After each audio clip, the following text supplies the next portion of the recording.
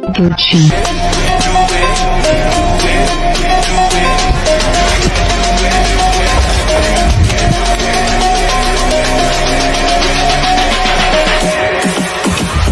My neck, my back, my neck, my back. Gucci.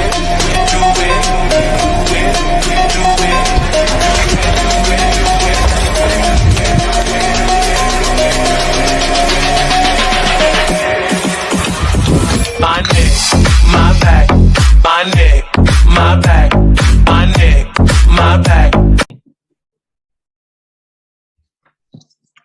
Halo teman-teman semua, selamat bergabung di podcast kita kali ini. Perkenalkan saya, Kota dari Unit Kerja Balai Pengawasan Tertib Niaga Makassar, Kementerian Perdagangan, yang pada kesempatan kali ini akan menemani waktu teman-teman selama kurang lebih 10 sampai dengan 15 menit ke depan. Pada pembahasan podcast kita kali ini, kita akan mengangkat tema mengenai kecintaan terhadap produk dalam negeri dan kampanye bangga berbangsa dan bernegara. Seperti yang baru saja kita simak di video pembuka tadi, era globalisasi dan pesatnya teknologi informasi membuat mudahnya pengaruh budaya asing terhadap tren dan budaya dalam negeri. Seperti contohnya, cara berpakaian ala-ala barat, kebudayaan Korea, maupun lagu-lagu Jepang dan anime, serta lain sebagainya. Padahal, di Indonesia sendiri memiliki banyak budaya serta produk yang sudah mendunia. Pemerintah Indonesia juga selalu berusaha menekankan warga masyarakatnya untuk dapat selalu bangga terhadap produk dalam negeri. Oke, untuk membahas hal tersebut, pada kesempatan kali ini telah bergabung bersama kita dua narasumber yang akan memberikan pendapatnya tentang tema tersebut. Langsung saja kita panggilkan narasumber kita yang pertama, ada Kak Dana. Silakan perkenalkan diri, Kak Dana. Ya, baik, terima kasih Mas Gota. Halo teman-teman semuanya, perkenalkan nama saya Dana dari Unit Biro Peraturan Perundang-undangan dan Penindakan Bapepti Kementerian Perdagangan. Jadi betul teman-teman apa yang telah dikatakan oleh Mas Gota, bahwa di zaman sekarang ini anak muda lebih senang dengan budaya dari luar, seperti budaya Korea, dengan K-pop dan makanan-makanannya, atau budaya Jepang, dan bahkan budaya dari Amerika Serikat. Ditambah dengan adanya globalisasi ini, mempermudah masuknya budaya-budaya dari luar ke dalam Indonesia. Sehingga hal ini tentu dapat kurang lebih menyebabkan menurunnya kesadaran dan kecintaan akan budaya nasional kita. Nah, sebenarnya pemerintah dari dulu ini telah mewanti-wanti nih akan adanya kebudayaan asing yang akan masuk ke Indonesia. Sebagaimana telah tercantum di dalam Undang-Undang Dasar Negara Republik Indonesia tahun 1945, tepatnya di pasal 32 yang berbunyi, pemerintah memajukan kebudayaan nasional Indonesia di tengah peradaban dunia dengan menjamin kebebasan masyarakat dalam memelihara dan mengembangkan nilai-nilai budayanya. Nah, artinya sejak zaman dahulu ini tagline dalam tanda kutip bangga berbangsa Indonesia itu sudah digerakkan oleh pemerintah Indonesia kepada masyarakat kita semua untuk dapat mencintai kebudayaan negara kita tercinta ini walaupun ada kebudayaan asing yang akan masuk ke Indonesia. Toh kebudayaan kita ini, kebudayaan yang kita punya maksudnya, itu tidak kalah dengan budaya luar. Banyak sekali kebudayaan kita yang unik dan beragam. Misal saja di satu daerah itu bisa memiliki beraneka ragam kebudayaan dari mulai budaya bahasa daerahnya, rumah adatnya, pakaian adat, kesenian daerah, serta berbagai macam tradisi dan juga kuliner yang terkenal di seluruh wilayah di Indonesia. Mungkin itu Mas Gota pendapat dari saya. Wah, terima kasih Mas Dana. Insight yang baru juga bagi saya nih. Jadi pemerintah Indonesia ternyata sudah mewanti-wanti ya bahwasanya potensi akan adanya pengaruh dari produk maupun budaya asing bahkan melalui peraturan serta undang-undang yang ada. Oke, untuk menambah pandangan lain, saya juga bersama dengan narasumber kita selanjutnya. Di sini ada Kak Maria Rosari. Silahkan, mungkin bisa perkenalkan diri dan berikan tanggapan tentang tema kita kali ini. Halo teman-teman, perkenalkan saya Maria Rosari. Saya dari Sekretariat Badan Kebijakan Perdagangan, Kementerian Perdagangan. Untuk menanggapi tema hari ini, tema topik pembicaraan kita tentang bangga buatan Indonesia, sebetulnya bagi saya sih nggak ada salahnya ya kalau kita mau mempelajari kebudayaan bangsa lain atau kita menyukai produk-produk dari bangsa lain. Tapi kalau sampai kita terlalu bangga dengan produk dari negara lain dan melupakan produk negara kita sendiri ataupun kebudayaan kita sendiri, justru itu yang menjadi masalah. Dan saat ini juga kan memang betul pemerintah sedang gencar-gencarnya ya mengkampanyekan gerakan nasional Bangga Buatan Indonesia. Selain kita punya banyak kebudayaan yang beragam dan tentunya juga sangat unik, kita juga punya produk-produk lokal yang kualitasnya, yang mutunya itu nggak kalah saing dengan produk-produk yang ada di luar negeri. Jadi mempelajari budaya asing itu bagus juga, kita terbuka, artinya kita bisa punya wawasan yang luas dengan mempelajari budaya asing, tetapi juga jangan sampai kita melupakan budaya kita sendiri, jangan sampai kita merasa malu, merasa minder ketika kita menggunakan produk-produk buatan negara kita. Kita juga harus mendukung pemerintah tentunya untuk mengkampanyekan gerakan Bangga Buatan Indonesia. Wah, terima kasih tanggapannya Kak Maria. Saya juga jadi punya pandangan baru nih. Jadi memang mungkin saya tambahkan ya dari di kondisi kita sekarang di mana era globalisasi maupun multimedia yang sangat cepat pertukarannya, kita tidak bisa begitu saja membatasi dengan adanya pengaruh dari budaya luar.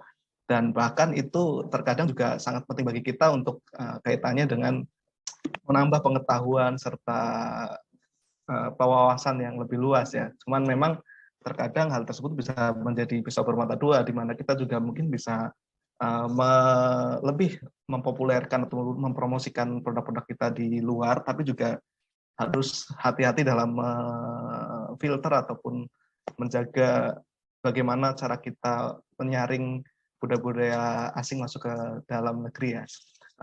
Oke. Mungkin supaya pembahasan kita lebih dalam, kayaknya kenalan kita nggak cukup deh, kayak cuman tahu dari unit kerja mana ataupun sekarang di mana. Mungkin boleh dijelaskan nggak kira-kira budaya ataupun asal daerahnya nih yang mempengaruhi Kak Dana maupun Kak Maria selama kesehariannya, ataupun ada budaya ataupun ciri khas dari daerah masing-masingnya yang bisa kita bahas di sini.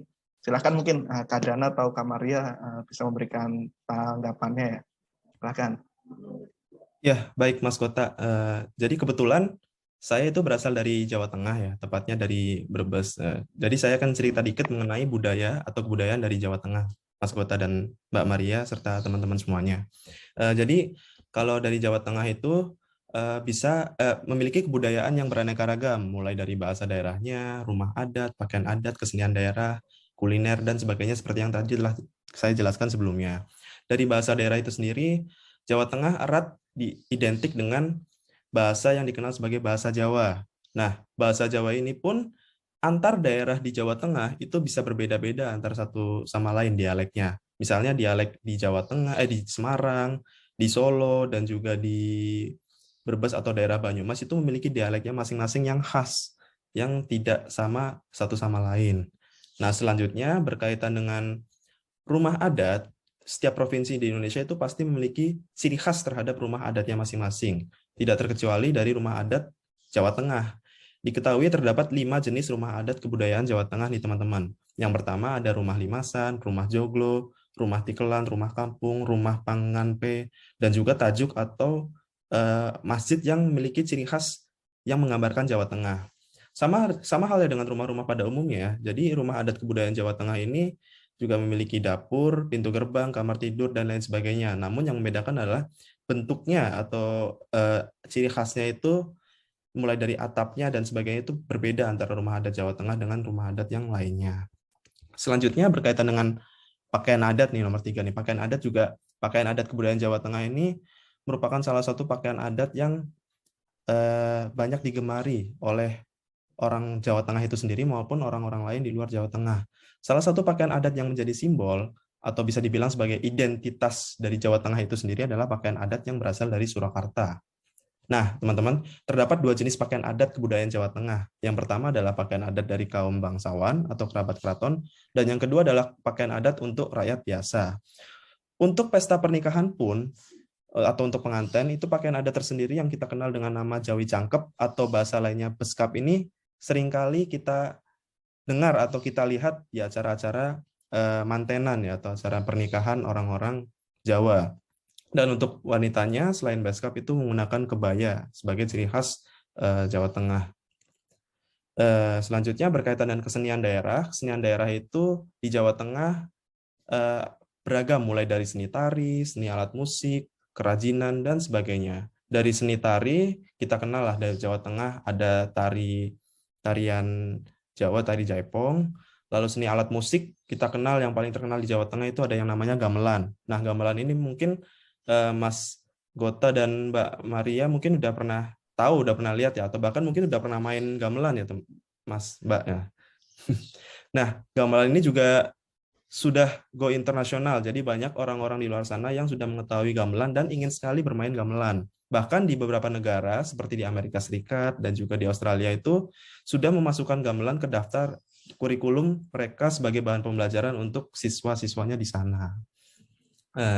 Selanjutnya terkait dengan kerajinan mungkin banyak sekali ya daerah, kita juga nggak bisa sebutin satu-satu, dan juga ciri khas lainnya terkait dengan daerahnya, daerah Jawa Tengah, yaitu batik. Nah, batik ini juga merupakan salah satu ikon Indonesia, bukan cuma Jawa Tengah. Nah, batik ini itu coraknya pun beragam, jadi antar daerah satu dengan yang lain itu bisa memiliki corak yang beragam batiknya. Nah, batik ini juga sudah go internasional dan dipakai oleh seluruh kalangan, baik itu mulai dari kalangan pejabat, artis, masyarakat di Indonesia maupun di seluruh dunia. Nah, selanjutnya yang terakhir ini berkaitan dengan kuliner. Nah, mungkin kuliner ini juga apa ya, Mas, Mbak, dan teman-teman semuanya pasti udah mengetahui lah kuliner Jawa Tengah itu ada beraneka ragam. Di daerah masing-masing pun ada ciri khas kulinernya masing-masing. Misalnya di Semarang itu ada lumpia, di Brebes terkenal dengan telur asinnya, dan misalnya di Yogyakarta itu ada gudegnya dan sebagainya. Mungkin itu sih Mas Gota yang bisa saya sharing ke teman-teman semuanya. Wah, lengkap sekali ya. Banyak detail kecil yang bahkan saya mungkin kurang perhatikan selama ini. Padahal kita sama nih Mas dari Jawa Tengah nih. Oh ya Mas. Oke, iya Mas. Nanti mungkin kapan-kapan saya bisa belajar lebih banyak buat tentang kebudayaan maupun detail-detail lain tentang Jawa Tengah dari Mas Dana. Oke, lanjut kita ke Mbak Maria ya. Mungkin ada yang bisa di-sharing ataupun dibagi bagi kita tentang background ataupun kedekatan dengan kebudayaan Indonesia yang Mbak Maria alami selama ini. Silakan Mbak Maria. Kalau saya sih, saya tinggal di Bogor kan Mas, Jawa Barat. Tapi kalau dari keturunan, saya ada keturunan Bataknya. Nah, kalau di Bogor sendiri itu, makanan khas Bogor tuh yang enak, seger tuh ada asinan Bogor. Udah pada nyobain belum asinan Bogor? Nyobain nggak? Saya pernah di Bogor. Iya, dulu saya pernah di Ciawi 1 tahun. Asinan Bogor tuh seger banget, apalagi kalau pas lagi makannya tuh dingin-dingin, dia kan kayak pedes, manis, terus kayak ada asam-asamnya gitu kan, dan itu salah satu makanan khas Bogor yang paling terkenal dan juga jadi oleh-oleh kalau misalnya orang-orang jalan-jalan ke Bogor. Nah, menurut saya produk lokal seperti itu, contohnya makanan tadi kayak asinan Bogor, itu kan bisa kita promosiin ya kan, apalagi kan kita nih anak muda nggak lepas dari yang namanya media sosial.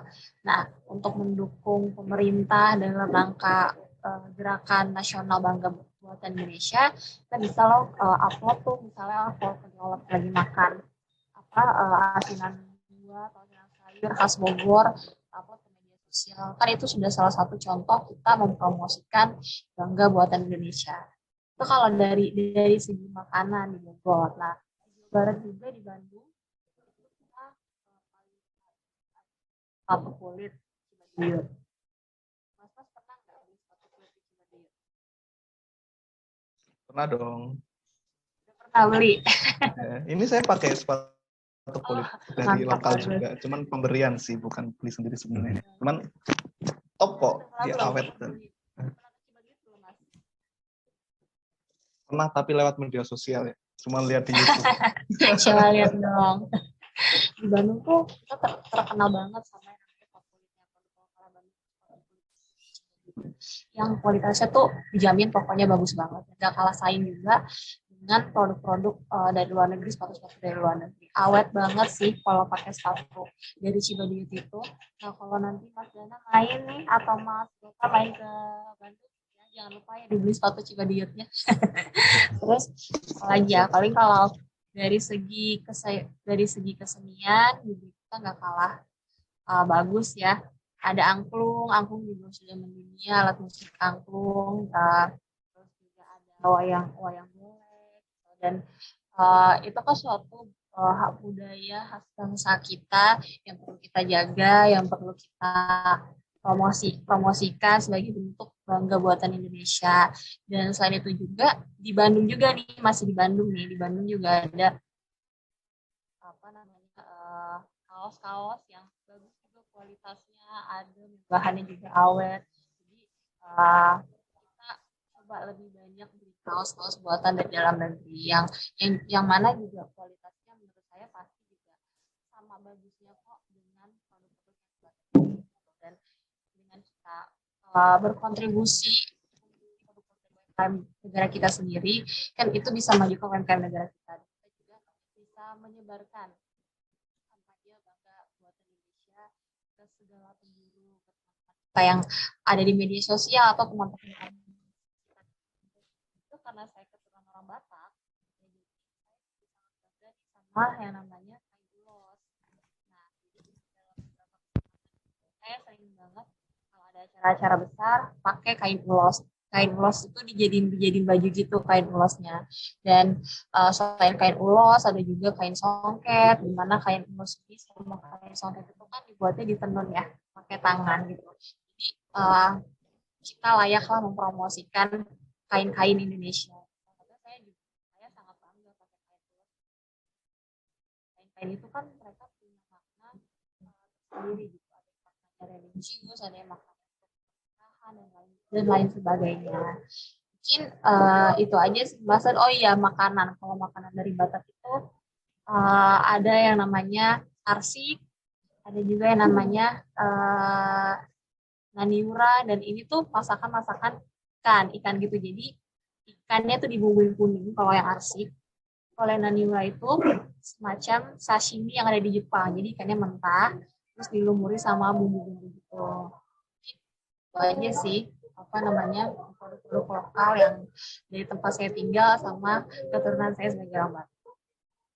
Wah, menarik sekali ya, Mbak Maria. Ini berarti Batak, tapi juga Bogor, Bandung, Sunda juga ya? Ya, betul. Mantap-mantap, Mbak. Mungkin nanti bisa sering-sering lagi kita kalau ke Bandung atau ke Bogor, minta guide dari Mbak Maria. Oke, mungkin saya juga mau menambahkan sih. Jadi teringat dulu, saya kebetulan pernah punya pengalaman juga nih tentang produk maupun bangga berbangsa Indonesia. Karena kebetulan saya pernah studi tidak lama sih, cuma sekitar 2 tahun di luar gitu, tepatnya di Tiongkok. Dan kita di sana juga sering bersama dengan atas perdagangan maupun kementerian dari dinas Kemendikbud yang ada atas pendidikan yang ada di sana, membuat expo maupun pentas kebudayaan Indonesia. Dan saya justru malah merasa lebih Indonesia di sana setelah keluar dari negara sendiri, karena saya di sana bisa belajar tari saman, ataupun tadi kayak Mbak Maria bilang ada kain ulos ya, kita bawa kain ulos, kita coba promosikan di sana, ataupun kita bikin bazar makanan, kita masak sendiri, masakan mulai dari martabak sampai bakwan ataupun sekedar nasi kuning gitu. Dan saya rasa memang kalau bukan kita, siapa lagi yang bisa menyebarkan ataupun mempromosikan kebudayaan maupun kekayaan kuliner maupun kekayaan Indonesia yang ada. Karena saya merasa sebagai sebuah negara, Indonesia bukan cuma negara yang besar, tapi juga negara yang kaya akan kebudayaan maupun istilahnya harta karun lah ya. Kayak kalau kita tidak promosikan keluar, mereka juga seakan tidak tahu, oh ternyata Indonesia ada ini ya, oh ternyata Indonesia ada itu. Seakan-akan Indonesia cuma Bali atau Indonesia cuma Jakarta dan lain sebagainya. Oke, ada yang mau ditambahin lagi nggak nih tentang mungkin pengalaman pakai produk dalam negeri ataupun setelah di Kemendak nih, kira-kira pandangan terkait kebudayaan ataupun bangga berbangsa dan bernegara dari Mas Dana ataupun Mbak Maria? Mungkin Mbak Maria dulu, Mbak, bisa menambahkan. Kalau dari saya dulu ya, mungkin oke deh kali dari saya dulu. Mungkin selama di Kemendak ini yang yang paling sering dialami atau dilakukan dalam bentuk bangga buatan Indonesia tentu dalam keseharian kita berangkat ke kantor menggunakan pakaian batik dan juga menggunakan produk-produk dari lokal, misalnya sepatu lokal ataupun parfum lokal, dan juga mungkin jam tangan lokal untuk membantu UMKM kita semua, UMKM Indonesia tentunya. Mungkin itu sih Mas, kalau dari saya. Betul juga ya, sekarang banyak brand-brand kita yang udah go internasional ya, kayak yang Mbak Maria sebutkan tadi, yang udah ikut Paris Fashion Week, ataupun mungkin ya kita bisa sebutlah brand aparel ataupun sepatu ataupun produk kecantikan ya kan. Mungkin Mbak Maria nih biasanya nih yang punya pengalaman tentang produk-produk Indonesia gitu, ataupun pandangannya selama di Kemendak beberapa waktu ini, apakah ada pandangan baru tentang bangga berbudaya dan berbangsa Indonesia? Semenjak saya di Kemendak jadi lebih tadinya kan juga saya nggak terlalu aware gitu sama bangga buatan Indonesia gitu kan, tapi setelah saya bekerja di Perdagangan, saya banyak belajar gitu. Oh, ternyata pemerintah sebegitu gencarnya ya untuk mendukung UMKM yang ada di Indonesia dengan mengkampanyekan bangga buatan Indonesia, dan ya itu menjadi menumbuhkan rasa termasuk rasa nasionalisme juga ya kita dengan bangga buatan Indonesia. Ya contohnya juga dengan kalau kita di tempat kerja kan pakai baju batik ya kan, batik, terus juga brand, benar tadi kata Mas Gota, kalau misalnya brand-brand kita tuh juga ada yang udah go internasional, kayak Endek Bali itu dipakai sama fashion ternama Dior, itu kan satu kebanggaan yang luar biasa kan. Artinya itu ada peran pemerintah, ya artinya juga ada turut campur tangan peran pemerintah gitu, sehingga akhirnya kain itu boleh diperkenalkan dan boleh digunakan salah satu fashion ternama Dior itu. Dan pokoknya saya semenjak di Kementerian Perdagangan ini jadi semakin sadar sih bahwa menggunakan bangga buatan Indonesia itu benar-benar ya kita pokoknya harus bangga dengan buatan Indonesia, tunjukkan bahwa produk kita juga punya kualitas yang baik, bahwa produk kita juga layak kok go internasional, karena udah banyak banget contoh-contohnya produk kita yang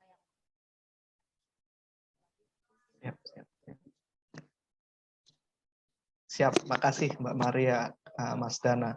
Setuju sih, saya juga mungkin sebelumnya kita kayak melihat apa sih peran pemerintah maupun Kementerian Perdagangan, tapi memang kadang setelah kita tersadar ternyata, wah setelah saya juga punya pengalaman, wah ternyata di luar negeri ada loh atas perdagangan, wah ternyata ada loh ITBC yang ngurusin promosi produk Indonesia, ada loh expo-expo yang dibikin oleh Kemendak dan sebagainya. Setuju banget sih, kadang setelah kita tahu bahwasannya keanekaragaman kebudayaan ini sangat melimpah dan potensinya yang perlu digali sangat tinggi, dan kita juga melihat bahwa Bhinneka Tunggal Ika itu bukan sekedar cuma jargon, itu kayak semakin membuat kecintaan kita terhadap Indonesia itu meningkat sih kalau menurut saya pribadi ya, mungkin Mas Dana atau Mbak Arya juga seperti itu. Mungkin waktu kita kan nggak terlalu banyak ya kali ini. Ada yang perlu ditambahkan lagi atau nggak dari Mas Maria ataupun Mbak Maria maupun Kak Mas Dana? dan kita aja untuk mencintai produk-produk lokal. Siap. Dari Mas Dana? Ya, prinsipnya kita tuh tidak akan bisa memendung budaya atau produk-produk luar yang masuk ke Indonesia.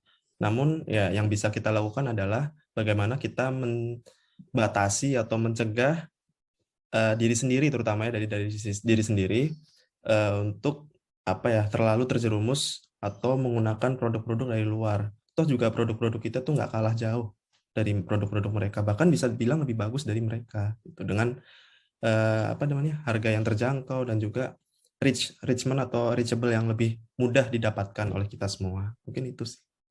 Siap, setuju. Pokoknya bermula dari diri kita, terus kita sebarkan ke seluruh dunia. Oke. Mungkin cukup seperti itu saja ya podcast kita kali ini. Apabila ada kesalahan dari saya ataupun dari Mas Dana maupun Mbak Maria, saya izin mewakili permohonan maaf. Apabila kita ada kesempatan di podcast selanjutnya, mungkin kita bisa melakukan pembahasan tema-tema yang lain. Sekali lagi terima kasih atas waktunya teman-teman. Terima kasih juga buat Kak Dana dan Kak Maria. Bangga berbangsa dan bernegara Indonesia serta bangga produk Indonesia. Terima kasih. Terima kasih. Terima kasih.